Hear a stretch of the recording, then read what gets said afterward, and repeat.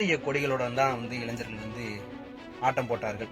உண்மையிலேயே மாரி செல்வராஜுக்கு சாதிய பாகுபாடோ அல்லது சாதி அடையாளங்களோ உடைக்கப்பட வேண்டும் அல்லது இந்த மண்ணிலிருந்து நீக்கப்பட வேண்டும் என்று எண்ணியிருந்தால் உடனடியாக அந்த படம் வெளியான அன்னைக்கு முட்டா பசங்களா, நான் இங்க உழைச்சிட்டு ஊர்ல போய் திருவிழா கொண்டாடுற இடத்துல கூட சாதியை பார்க்கறேன்னு சொல்லிட்டு இருக்கோம்.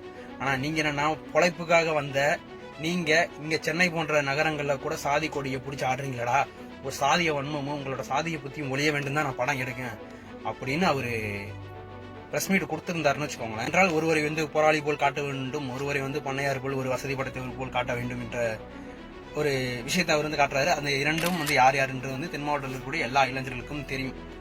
அவங்களுக்கு ஒரு நாடா சமுதாயம் சார்ந்த நம்ம சமுதாயத்தில் தலைவராக மதிக்கக்கூடிய ஒருத்தர் கொலை பண்ணிட்டானே அப்படின்ற ஒரு வெறுப்புணர்வு தானே நீங்க தூண்டுறீங்கன்னு எனக்கு தோணுது.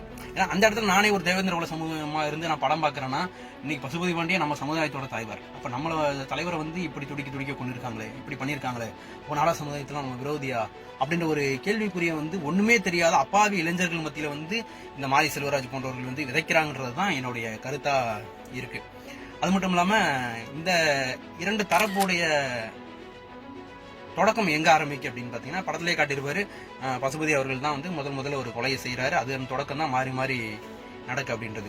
உண்மையிலேயே பசுபதி அவர்கள் முதல் கொலையை துவங்கவில்லை என்றால் இன்று தூத்துக்குடி மாவட்டத்தில் நாடார் சங்கமும் தேவேந்திர குல சமூக மக்களும் மிகப்பெரிய ஒரு நட்போடு இருந்திருப்பார்கள்.